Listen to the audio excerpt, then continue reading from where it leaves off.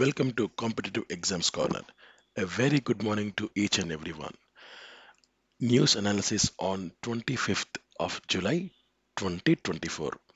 ఈరోజు మనకు కనపడుతున్న మొదటి ముఖ్యమైన news India committed to FTA with the UK says Modi. నిన్న యూకేకి సంబంధించిన ఒక ప్రధాన ఆ, కార్యదర్శి మరియు మోడీ గారికి సంబంధించిన ఒక మీటింగ్ అనేది నిన్న జరిగింది. సో దీనికి సంబంధించిన విషయాలు ఇక్కడ రాశారు. British Foreign Secretary David Lammy refers to unique living bridge between the two countries, says they are working together on climate action and creating opportunities for business. So కొత్త కొత్తగా కొన్ని ఆపర్చునిటీస్ని క్రియేట్ చేయడం కానీ వ్యాపారాల కోసం మరియు క్లైమేట్ యాక్షన్ ఈ రెండు విషయాల మీద కలిసి పని చేద్దాము అని రెండు దేశాల వ్యక్తులు అంగీకరించడం జరిగింది. So India is committed to concluding A free trade agreement with the UK said Modi. అంటే ఒక ఫ్రీ ట్రేడ్ అగ్రిమెంట్కి సంబంధించి ఇండియా కమిట్ అయి ఉంది. ఆ విషయంలో ఇండియా వెనక్కు తగ్గదు అని మోడీ గారు స్పష్టం చేయడం జరిగింది. అండ్ ఇక్కడ కనపడుతున్న మనకు ఈ వ్యక్తి ఎవరు అంటే యూకేకి సంబంధించిన secretary of state for foreign commonwealth and development affairs David Lammy. So ఆయన highest rank official from the UK to visit India since the Labour government won a landslide victory in the recent elections. So రీసెంట్గా మనకు యూకేలో elections పూర్తయిపోయి ఆ ఎలక్షన్స్లో చాలా clean victory అన్నమాట. Labour party వాళ్ళు గెలిచిన తర్వాత ఒక అఫీషియల్ ఆ ప్లేస్లో అఫీషియల్ చేంజ్ అయ్యారు. సో కొత్తగా వచ్చిన వ్యక్తి డేవిడ్ లామీ. ఆయన foreign commonwealth and development affairs minister David Lammy. So ఆయన నిన్న మోడీ గారితో సమావేశం అవ్వడం జరిగింది. సో ప్రజెంట్ ఉన్న యూకే ప్రధానమంత్రి Keir Starmer. So Keir Starmer గారు ప్రధానమంత్రిగా ఆయన ఎన్నిక అవ్వడం జరిగింది. అండ్ ఇది India is seeking collaboration with the UK to deal with the globally relevant issues like climate action. So ప్రపంచంలో ఉన్న చాలా అతిపెద్ద సమస్యల్లో ఒకటి ఏంటంటే క్లైమేట్ యాక్షన్. సో ఒక పక్క మంచుతో ఉన్న సముద్రాలు ఏవైతే ఉంటాయో అవి క్రమక్రమంగా మంచు కరిగిపోతుంది. సో అవి కరిగిపోవడంతో సముద్రం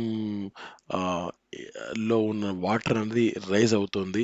వాటితో పాటుగా ఈ అడవుల్లో చెట్ల నరికివేత వాటితో భాగంగా మనకు ఈ అర్త్లో ఉన్న హీట్ అనేది ఇంక్రీజ్ అవుతోంది. సో ఈ విషయాల్లో ప్రపంచ దేశాలన్నీ చాలా చాలా తీవ్రంగా ఆలోచిస్తున్నాయి.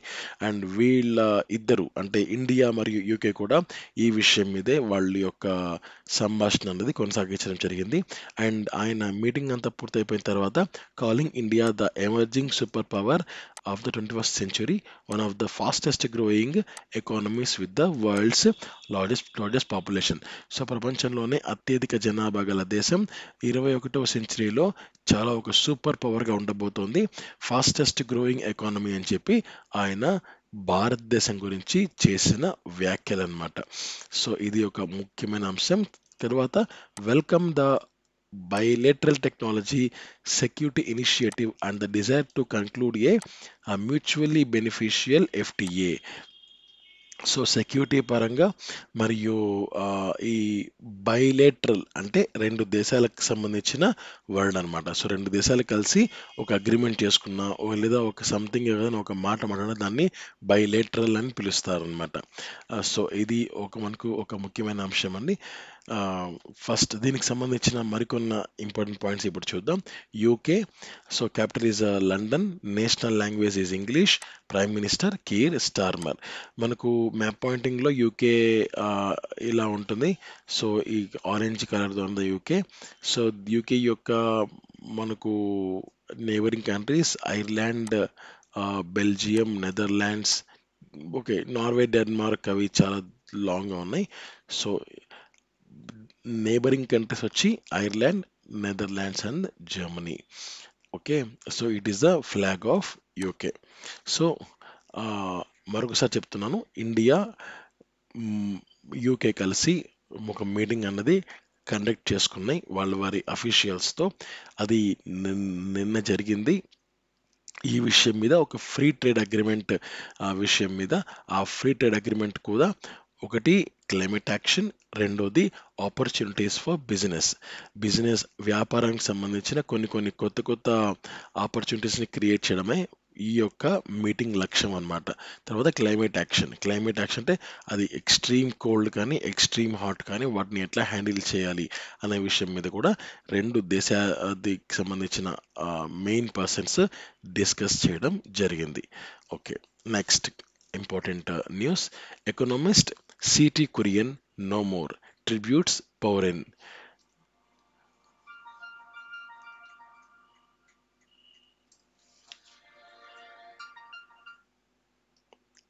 Sorry for the disturbance. So, C.T. Korean, distinguished economist and former professor at the Madras Christian College. So ఆయన చాలా చాలా పాపులర్ ఎకానమిస్ట్ అన్నమాట. Former professor at the Madras Christian College. ఆయన పేరు సిటీ కురియన్. ఆయన ఇక లేరు. And he also had a stints as a national fellow at the University Grants Commission and the Indian Council of Social Science Research. He served as a president of Indian Economic Association in 2000. So ఈ మూడు పదవుల్లో కూడా ఆ, ఆయన పదవిలో ఆయన work చేయడం జరిగింది. And he author 15 books on various aspects of economics and approached economics from the view point of fighting poverty. So పేదరికం మీద ఫైట్ చేసే ఆ, ఆలోచనతో ఆయన దాదాపు 15 పుస్తకాలని కూడా ఆయన రాయడం జరిగింది. సో ఆయన పేరు C T Kurian. He is a renowned, he is a distinguished, he is a most popular economist and former professor at Madras Christian College. ఆయన ఇక లేరు. ఏజ్కి సంబంధిత ఆ, కారణాలతో ఆయన మరణించడం జరిగింది. So next important news. DRDO tests phase 2 ballistic missile defense system. So DRDO దూసుకెళ్తుంది. On Wednesday, successfully flight tested phase 2 ballistic missile defense BMD system, demonstrating the indigenous capability of defense against the ballistic missiles of 5,000 kilometers class అన్నమాట. ఇక్కడ observe చేయండి, phase 1 వచ్చి మనకు 2000 కిలోమీటర్స్కి సంబంధించి ఉంటుంది range. ఇది already వాళ్ళు సక్సెస్ఫుల్గా టెస్ట్ చేసి డిప్లాయ్ చేయడం జరిగింది. ఇప్పుడు ఫేజ్ టూ వచ్చి మనకు 5000 కిలోమీటర్స్ రేంజ్లో ఉండబోతుంది అనమాట. ఇది మనకు చాలా ముఖ్యమైన అంశం. So DRDO phase 2 ballistic missile defence సిస్టమ్ని పరీక్షించింది, టెస్ట్ చేసింది. సో ఇది కేవలం పరీక్ష మాత్రమే. వాళ్ళు అనుకున్న రేంజ్కి అది వెళ్ళగలిగితే ఖచ్చితంగా వాళ్ళు ఆర్మీ డిఫెన్స్కు వాళ్ళు అందివ్వడం జరుగుతుంది. నెక్స్ట్ డిఆర్డిఓ గురించి. Defence research development organisation is the full form of DRDO. ఇది ఒక department of defence research and development అనే మినిస్ట్రీ డిపార్ట్మెంట్ కింద ఇది ఒక ఏజెన్సీ అనమాట. సో ఇది concern ministry of defence and of the government of India. 1958లో ఫామ్ అయింది ఇన్ ఢిల్లీ. వీళ్ళ యొక్క మోటో అంటే మెయిన్ గోల్ ఏంటంటే strength's origin is in science. Next దీని యొక్క మినిస్టర్ రెస్పాన్సిబుల్ రాజ్నాథ్ సింగ్, ఆయన minister of defence. Chairman of DRDO Sameer V Kamat. So it is a logo, it is image of DRDO. Okay, next news. ICMR ready to transfer technology of a breakthrough TB detection system. ICMR, Indian Council of Medical Research, has begun work on spreading an affordable, faster, easy to use testing technology for detection of tuberculosis. TB అనేది చాలా మందిని బలి తీసుకునే ఒక వ్యాధి. ఇప్పుడు కొంచెం advanced medicinal technology వచ్చిన ఈ రోజుల్లో టీబీ పెద్ద విషయం కాదు. బట్ ఇంతకుముందు టీబీ వస్తే దాదాపు వాళ్ళు మరణించినట్టే అని చెప్పి అనుకునే పరిస్థితి ఉండేది. సో ఆ విషయం మీద ఐసీఎంఆర్ మరింత ఫోకస్ చేయబోతోంది.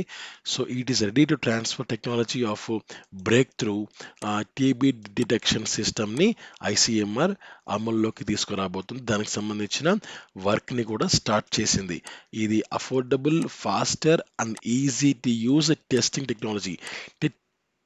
టీబీ వచ్చిందా లేదా అని కనుక్కునే విషయంలో అందరికీ ఆమోదయోగ్యమైన ప్రైస్లో, అఫోర్డబుల్ అంటే ప్రతి ఒక్కరూ పెట్టగలిగే ప్రైస్, కానీ ఫాస్టర్ చాలా మనకు వేగంగా మనకు వచ్చిందో లేదా తెలియాలి. ఈజీ టు యూజ్ అంటే అందరూ దాన్ని వాడగలగాలి.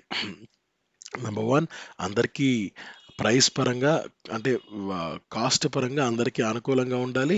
అందరూ చాలా ఈజీగా వాడగలగాలి. అండ్ తర్వాత అది రిజల్ట్ కూడా ఫాస్ట్గా రావాలి. ఈ మూడుని మైండ్లో పెట్టుకొని ఐసీఎంఆర్ ఒక ట్యూబర్క్యులోసిస్ ఆ వ్యాధి వచ్చిందా లేదా అనే ఒక డిటెక్షన్ సిస్టమ్ని వాళ్ళు కనుక్కోవడానికి పూర్తిగా వర్క్ని స్టార్ట్ చేయడం జరిగింది. అయితే దీనికి సంబంధించి CRISPR cash based TB detection system, ఇది దాని యొక్క పేరు అనమాట. అండ్ వాళ్ళు ఈ వర్క్కి సంబంధించిన కొన్ని సూచనలు, సలహాలు మీకు సంబంధించినవి ఇవ్వండి అని చెప్పి వివిధ రకాల ఆర్గనైజేషన్స్ని, కంపెనీస్ని, మ్యానుఫ్యాక్చరర్స్ని కూడా వాళ్ళు కోరుకుంటున్నారు. So they has invited of an expression of interest వాళ్ళు కోరుకుంటున్నారు అనమాట. And developed by the ICMR regional medical research centre Dibrugarh. Technology is touted as the world's cheapest TB testing system. TB bacteria ఇది కనుక ఓకే అయిపోతే ఇది TB testing సిస్టంలో వరల్డ్స్లోనే చాలా cheapest అనమాట, చీపెస్ట్ అయి ఉంటుంది. అండ్ ఇది ఏం చేస్తుంది అంటే TB bacterium using the DNA from saliva at a very low cost. Saliva అంటే మన నోట్లో ఉన్న ఎంగిల్ అనమాట. Very low cost. It can identify the bacterium with the preliminary symptoms and test over 1,500 samples within the 2 hours. 2 గంటల్లోనే 1,500 శాంపుల్స్ని వాళ్ళకు టీబీలో వాళ్ళకు ఉందా లేదా అనే ఒక పరీక్షించి చెప్పేసింది అనమాట ఇది. సో ఇది బ్యాక్టీరియం, ఆ టీబీ బ్యాక్టీరియం ఉందా లేదా అని చెప్పేసింది. సో ప్రిలిమినరీ సింప్టమ్స్ ప్రకారంగా ఇది ఎలా చెప్తుంది అంటే using DNA from the saliva, మన నోట్లో ఉన్న ఎంగిలిని పరీక్షించి అది చెప్తుంది అనమాట. So very low cost. So it is so simple that it can be used even in the primary health centre, PHC of A village. ఒక విలేజ్లో ప్రైమరీ హెల్త్ సెంటర్లో కూడా దీన్ని ఈజీగా యూజ్ చేయొచ్చు అని ఇక్కడ చెప్పడం జరుగుతుంది. TB kills an estimated 4,80,000 Indians every year over 1,400 patients every day. So ఒక అంచనా ప్రకారం, ఒక సర్వే ప్రకారంగా దాదాపు ప్రతి సంవత్సరం 4,80,000 మంది భారతీయుల్ని ఈ టీబీ అనే వ్యాధి బలి తీసుకుంటుంది. ఒక రోజుకు సగటున 1,400 మందిని పేషెంట్ అయ్యే విధంగా ఈ టీబీ చేస్తుందని చెప్పి ఒక అంచనా. అందుకే వాళ్ళు ఈ యొక్క అడుగుని ముందుకు వేయడం జరిగింది. Next important news. So ICMR గురించి మరికొంత information. Indian council for medical research, ఇది ఇంతకుముందు ఇండియన్ రీసెర్చ్ ఫండ్ అసోసియేషన్గా ఉండింది, IRFA. దీన్ని వాళ్ళు ఐసీఎంఆర్గా మార్చడం జరిగింది. So headquarters is New Delhi. Director general Rajiv Bahal. ఇది 1911లో ఫామ్ అయింది యాజ్ ఏ IRFA. ఆ తర్వాత కొన్ని సంవత్సరాలకు ఐసీఏఎంఆర్గా పేరు మార్చడం జరిగింది. అండ్ దీనికి సంబంధించిన minister responsible ministry of health and family welfare JP Nadda గారు. సో ఇది Jagat Prakash Nadda or JP Nadda. Next word of the day, inimical. So not friendly, ill will or hostility. So the policy was inimical to the country's interest. సో వాళ్ళు ప్రవేశపెట్టిన policy మన countries interest అంటే మన దేశానికి అంత మంచిది కాదు అని చెప్పి ఇక్కడ యూసేజ్లో చెప్తున్నారు. వర్డ్ ఏంటి? ఇనిమికల్. సో నాట్ ఫ్రెండ్లీ అంటే మనకు అంత అనుకూలం ఉండదు. So it ill will or hostility. Okay, next. RBI tightens cash pay in and pay out norms. Pay in, pay out. Simple లాంగ్వేజ్లో చెప్పాలి అంటే పే ఇన్ అంటే క్యాష్ రిసీవ్డ్, పే అవుట్ అంటే క్యాష్ వెంట్. అంటే ఇది స్టాక్ ఎక్స్చేంజ్ ఎవరైతే stock మార్కెట్లో shares ఏదైతే కొంటూ అమ్ముతూ ఉంటారో వాళ్ళకు చాలా చాలా ఈజీ పదం అనమాట ఇది. పేయిన్ అంటే ఏంటంటే ఇంకో క్యాష్ రిసీవ్డ్, పేఅవుట్ అంటే మన దగ్గర నుంచి క్యాష్ వెళ్ళిపోవడం. ఆ విషయంలో రిజర్వ్ బ్యాంక్ ఆఫ్ ఇండియా కొన్ని కొన్ని నార్మ్స్, రూల్స్ని ఇంకా స్ట్రిక్ట్ చేసింది. అదేంటంటే on Wednesday Titans cash payout norms making it mandatory for remitting bank to keep the record of the name and address of the beneficiary. So A bank అయితే అమౌంట్ని cut చేసుకొని ఆ బ్యాంక్కి వేరే బ్యాంక్కి వేస్తుందో ఆ బెనిఫిషియరీ ఎవరైతే ఉంటారో వాళ్ళ డీటెయిల్స్ అనేది పక్కా. ఫర్ ఎగ్జాంపుల్, ఏ బి ఇద్దరు వ్యక్తులు ఉన్నారు. ఏ అనే వ్యక్తి బికు సంథింగ్ ఒక 1 lakh అమౌంట్ ఇస్తున్నాడు అనుకుందాం. సో ఈ న్యూ రూల్స్ ప్రకారంగా ఏంటంటే ఇక్కడ బెనిఫిషియరీ ఎవరు అంటే బి. అంటే బి లాభాన్ని పొందుతున్న వ్యక్తి, అమౌంట్ని తీసుకుంటున్న వ్యక్తి. సో ఇక్కడ రిజర్వ్ బ్యాంక్ ఆఫ్ ఇండియా ఏం చెప్తుంది అంటే కొత్తగా ఉన్న నామ్స్ ప్రకారంగా ఈ బెనిఫిషియరీ అంటే బికి సంబంధించిన పేరు అండ్ బికి సంబంధించిన అడ్రస్ వివరాలు తప్పకుండా మెయింటైన్ చేయాలి. సో ఎక్కడి నుంచి అయితే అమౌంట్ని పంపిస్తున్నాడో, ఏ బ్యాంక్ నుంచి అయితే అమౌంట్ పంపిస్తున్నాడో ఆ బ్యాంక్ వాళ్ళు ఈ బికి సంబంధించిన సమగ్ర వివరాలు అన్నవి సేకరించి పెట్టుకోవాలని చెప్పి రిజర్వ్ బ్యాంక్ ఆఫ్ ఇండియా ఒక కొత్త ఆ, నిర్ణయాన్ని తీసుకుంది. సో అండ్ ఏవేవి అంటే details based on verified cell phone number and self certified officially valid document OVD. ఇవన్నీ కూడా ఈ ఎగ్జాంపుల్లో బిగ్ సంబంధించి ఆ యొక్క బ్యాంకు సేకరించాల్సి ఉంటుంది. Every transaction by a remitter will be validated by an additional factor of authentication, the RBI said. Remitting banks and BCs must conform to the Income Tax Act 1961. So అలా ఒక వ్యక్తి మరొక వ్యక్తికి amount పంపిస్తున్నాడు అంటే ఆ amount receive చేసుకుంటున్న వ్యక్తి ఎవరైతే ఉంటారో ఆ వ్యక్తికి సంబంధించిన పేరు, డీటెయిల్స్ అన్ని ఈ బ్యాంక్ అన్నది సేకరించి పెట్టుకోవాలని రిజర్వ్ బ్యాంక్ ఆఫ్ ఇండియా రూల్స్ని పాస్ చేయడం జరిగింది. Next, Nita Ambani unanimously reelected as a IOC member. Unanimously అంటే ఎటువంటి పోటీ లేకుండా.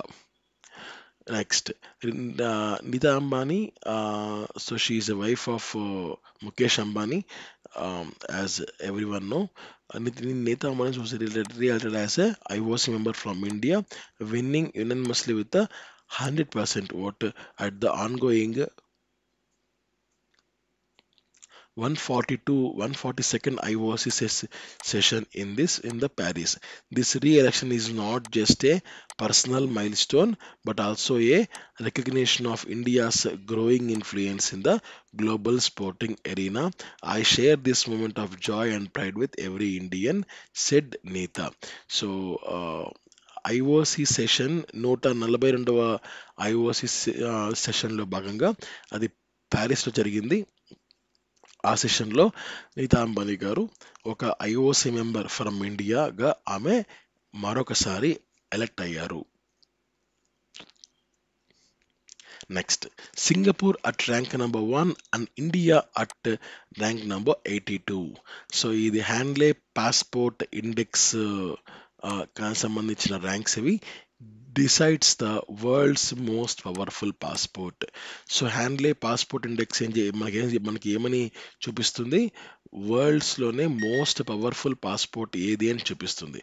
సో, అందులో భాగంగా సింగపూర్ ర్యాంక్ నంబర్ 1లో ఉంటే, ఇండియా ర్యాంక్ నంబర్ 82లో ఉంది.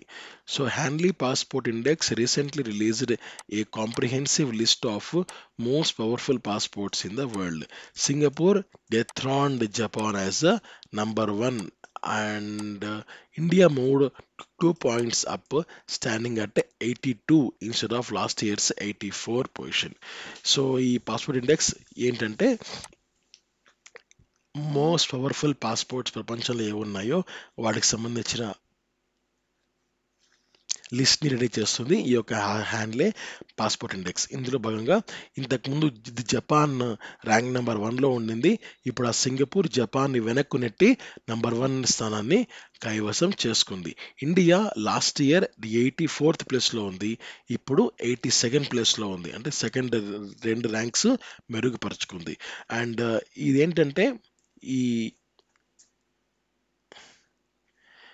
original ranking of all the world's passport based on data from the International Air Transport Association IATA and additional research on the Handley and Partners research team, a London-based immigration consultancy. So వీళ్ళు passport సంబంధించిన పవర్ఫుల్నెస్ ఏదైతే ఉంటుందో దాన్ని verification చేయడం జరుగుతుంది. Next, what is the ranking of passports based on? అయితే ఈ యొక్క పాస్పోర్ట్స్ యొక్క ర్యాంక్ అనేది దేని మీద బేస్ అయి ఉంటుంది అంటే, based on several factors according to the Forbes India. Forbes నివేదిక ప్రకారం చాలా ఫ్యాక్టర్స్ మీద బేస్ అయి ఉంటుంది. 198 passports and 226 destinations are measured using the number of countries the passport holder can access without a visa, the country's diplomatic relations with other countries and the international agreements. అంటే 198 passports ఉన్నాయి. తర్వాత 226 destinations వాళ్ళు measure చేస్తారు. ఇందులో measure చేసి ఎన్నెన్ని కంట్రీస్తో ఆ యొక్క కంట్రీ మంచి రిలేషన్స్ని మెయింటైన్ చేస్తుంది, తర్వాత ఆ దేశం పాస్పోర్ట్ కనుక చేతిలో ఉంటే ఎన్ని కంట్రీస్కి వీసా లేకుండా మనము ప్రయాణించవచ్చు, తర్వాత ఏ ఏ కంట్రీస్తో ఇంటర్నేషనల్ అగ్రిమెంట్స్ని అది ప్రజెంట్ అది నెలకొల్పించుకుంది. సో ఇవన్నీ వాళ్ళు బేస్ చేసుకొని పాస్పోర్ట్ యొక్క పవర్ఫుల్నెస్ అన్నది వాళ్ళు చెప్తారు. Furthermore, according to Handley and Partners, countries with the higher GDP per capita enjoy a more visa-free destinations, since wealthier countries attract more trade, tourism, and investment, which leads to more open borders. So GDP per capita ఎక్కడైతే ఎక్కువ ఉంటుందో ఆ కంట్రీస్కి visa free destinations పెరుగుతాయి. దానివల్ల ఇక్కడ ఉన్న rank కూడా పెరుగుతుంది. ఎందుకంటే ఎక్కువ అమౌంట్ ఉన్న కంట్రీస్కి ఎవరైనా సరే వెళ్ళాలనుకుంటారు. అండ్ అక్కడ ట్రేడ్ కానీ, టూరిజం కానీ, పెట్టుబడులు ఇన్వెస్ట్మెంట్ కానీ ఎక్కువ మందిని ఆకర్షిస్తాయి అన్నమాట. Additionally domestic facility is another aspect to consider. So అంటే మనకు include violence, bombings, terrorist attacks, ethnic conflict, organised crime. So ఈ విషయాల్లో కూడా ప్రభావం చూపిస్తుంది. సో ఎక్కువ టెర్రరిస్టులు ఉన్నారనుకోండి, ఎక్కువ అటాక్స్ జరుగుతున్నాయనుకోండి, సో అలాంటప్పుడు ఎంత ఎంత కూల్గా ఉన్నా, ఎంత మనశ్శాంతిగా ఉన్నా ఆ ప్లేస్కి వెళ్ళడానికి ప్రజలు ఇష్టపడరు. సో అప్పుడు కూడా ఈ యొక్క పాస్పోర్ట్ అన్నది ప్రభావం చూపిస్తుంది. Increased facility effects the ease of travel negatively. Yes, surprisingly democracy does not strongly correlate with passport strength compared to other factors. UAE, a closed autocracy, has a high visa-free score of 185, while highly democratic countries like Senegal, Tunisia have a limited free access, visa-free access. So, మనకు ఏవైతే కొన్ని కొన్ని సమస్యలు ఉంటాయో, మనకు ఫిజికల్గా attacks కానీ, terrorist కానీ బాంబింగ్స్ కానీ ఉంటాయో ఆ యొక్క విషయాలకు కూడా ఈ యొక్క పాస్పోర్ట్ని చాలా చాలా ప్రభావితం చేస్తాయన్నమాట. So next important news, railway ministry allocates 1112.57 crore for protection system Kavach in 24-25 budget. 2024-25కి సంబంధించిన బడ్జెట్లో రైల్వే మినిస్ట్రీ దాదాపు 1112 కోట్లు కవచ్ సిస్టానికి అలొకేట్ చేశారనమాట. So it is a ATP system that is highly technology intensive and requires the highest level of safety certification. అండ్ ఈ కవచ్ గురించి మరింత information, anti collision Kavach system is an automatic train protection system developed in India by the Research Design and Standards Organization RDSO and other Indian firms. అంటే మనకు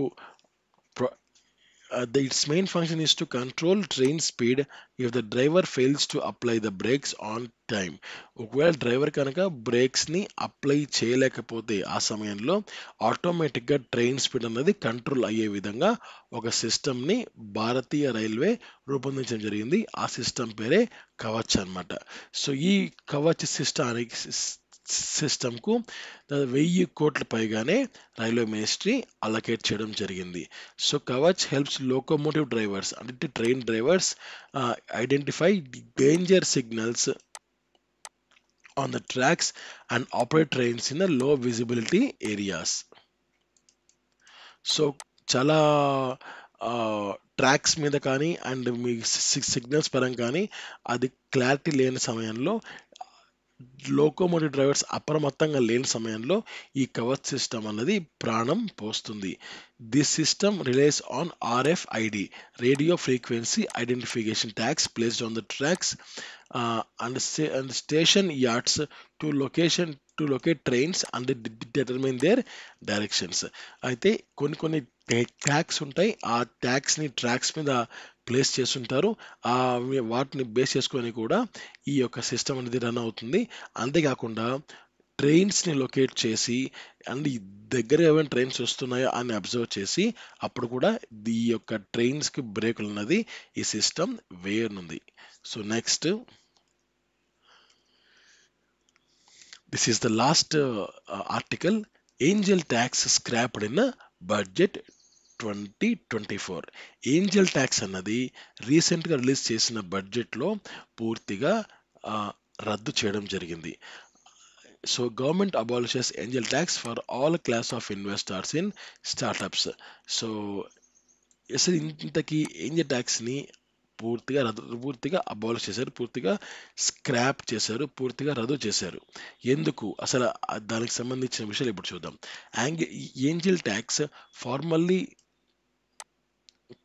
known as 56 section 2 and subsection 7b of income tax act was introduced in 2012. 2012లో ఈ Angel tax అన్నది ప్రవేశపెట్టారు.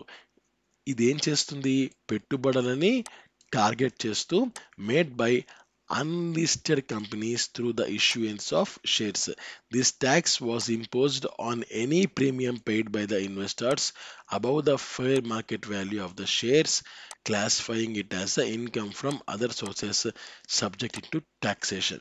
So ఎవరైతే షేర్స్లో పెట్టుబడి పెడతారో వాళ్ళకి సంబంధించిన వాల్యూ మీద దీని యొక్క ట్యాక్స్ అన్నది వాళ్ళు వేస్తారనమాట. ఇదే Angel tax. So with this change government AIIMS to create more favourable atmosphere for innovation and investment. So కొత్తగా ఒక పనులు చేయడానికి కానీ పెట్టుబడులు పెట్టడానికి కానీ ఇంతకుముందు ఈ ఏంజల్ ట్యాక్స్ అన్నది ఒక భారంగా ఉండేది. ఇప్పుడు దాన్ని రద్దు చేయడంతో ఆ భారము దిగిపోయింది అని ఇక్కడ చెప్పడం జరుగుతుంది. సో ఇవి ఈరోజు సంబంధించిన ముఖ్యమైన వార్తలు. థ్యాంక్ యూ, నమస్తే, జై హింద్.